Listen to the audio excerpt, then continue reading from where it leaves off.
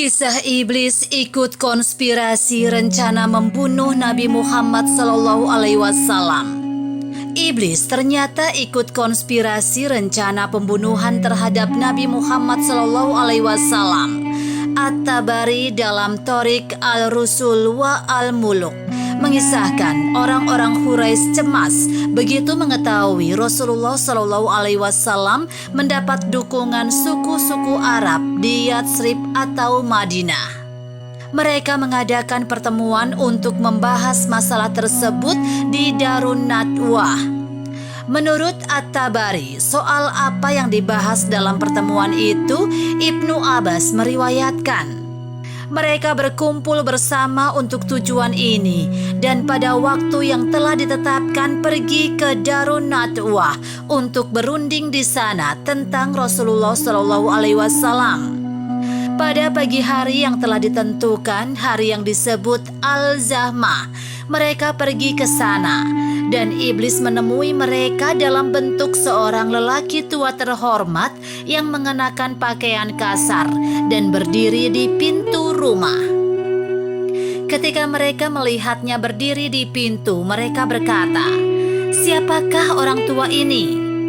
Dia berkata, "Aku adalah seorang lelaki tua dari Najd yang telah mendengar apa yang akan kalian bahas dan telah hadir bersama kalian untuk mendengar apa yang akan kalian katakan. Mungkin kalian tidak akan kurang menilai jika mendengar nasihat yang baik darinya." Mereka menjawab, "Tentu saja, masuklah." Maka dia masuk bersama mereka.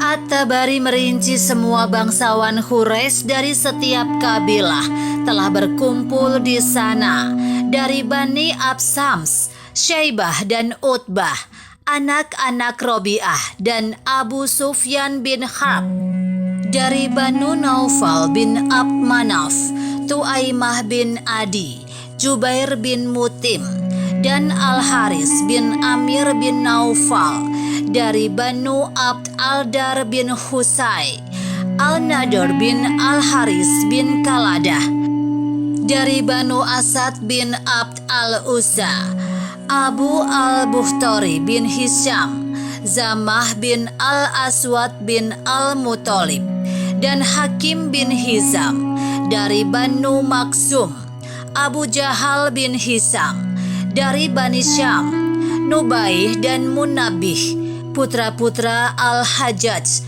dan dari Bani Jumah, Umayyah bin Khalaf. Selain itu ada yang lainnya, beberapa dari Quraisy dan yang lainnya tidak dihitung sebagai Quraisy. Mereka bicara satu kepada yang lainnya, "Orang ini Muhammad telah melakukan apa yang telah dia lakukan dan kalian telah melihatnya sendiri. Kita tidak dapat memastikan bahwa dia tidak akan menyerang kita dengan para pengikutnya yang bukan dari kita. Jadi buatlah keputusan mengenai dia." Ketika mereka mulai berdiskusi, salah satu dari mereka berkata, "Belenggulah dia dengan rantai, penjarakan dia, dan tunggu hingga dia mati sebagaimana kematian menimpa penyair-penyair lainnya dengan cara ini sebelum dia, Zubair, Al-Nabigah, dan lain-lainnya." Orang tua dari Najd atau iblis itu berkata, "Tidak, demi Allah, ini tidak bijaksana. Jika kalian memenjarakannya seperti yang kalian katakan, berita tentang apa yang terjadi kepadanya akan bocor ke teman-temannya dari balik pintu yang telah kalian kunci untuknya. Dan dalam waktu singkat mereka akan menyerang kalian dan membebaskannya dari tangan kalian. Kemudian jumlah mereka akan bertambah banyak untuk melawan kalian dan mereka akan merebut kekuasaan dari kalian. Ini tidak bijaksana, jadi pertimbangkanlah hal lain." Mereka berdiskusi lagi dan salah satu dari mereka berkata, "Mari kita usir dia dari orang-orang kita dan asingkan dia dari tanah kita. Ketika dia telah meninggalkan kita, demi Allah, kita tidak akan peduli kemana dia pergi atau kemana dia menetap. Gangguan yang telah dilakukannya akan lenyap. kita akan terbebas darinya dan kita akan dapat mengatur urusan kita lagi dan mengembalikan keharmonisan sosial kita seperti sebelumnya.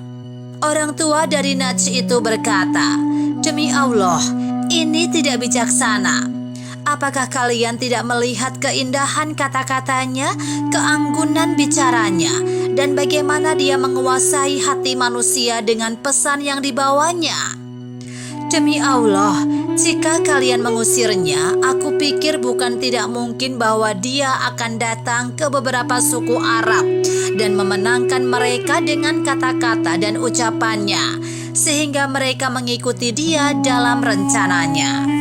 Kemudian dia akan memimpin mereka melawan kalian, menghancurkan kalian dengan bantuan mereka, merebut kekuasaan dari tangan kalian dan melakukan kepada kalian apapun yang dia inginkan. Ambillah keputusan lain tentang dia."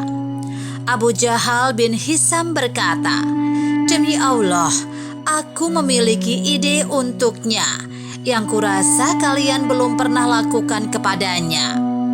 "Apakah itu, Abu Al-Hakam?" mereka bertanya. Dia berkata, "Aku pikir kalian harus menunjuk seorang pemuda yang kuat, kelahiran bangsawan muda dari masing-masing kabilah.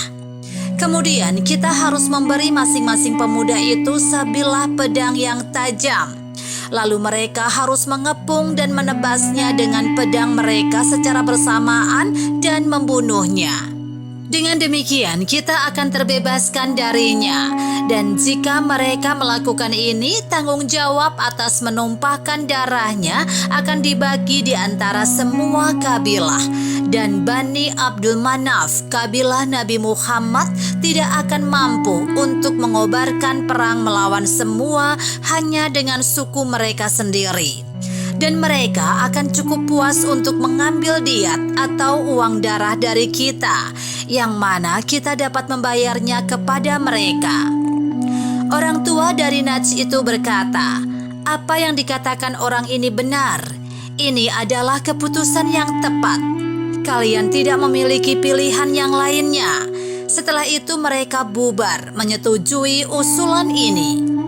Hasim dalam bukunya berjudul Muhammad Sang Nabi, penelusuran sejarah Nabi Muhammad secara detail, menyebut pembicaraan para bangsawan Quraisy di Darun Nadwah ini terjadi pada tanggal 29 Safar 1 Hijriah atau bertepatan dengan 11 September 622 Masehi. Pada hari itu juga kaum Quraisy telah menunjuk dan menentukan 5 orang pemuda kuat yang mewakili 10 kabilah untuk membunuh Nabi Muhammad SAW pada malam hari. Jibril datangi Rasul. Kemudian Jibril mendatangi Rasulullah dan berkata, "Jangan habiskan malam ini di tempat tidur yang biasanya engkau tidur." Ketika sepertiga malam telah berlalu, para pemuda itu berkumpul di depan pintu rumahnya dan menunggunya tidur agar mereka dapat menyerangnya.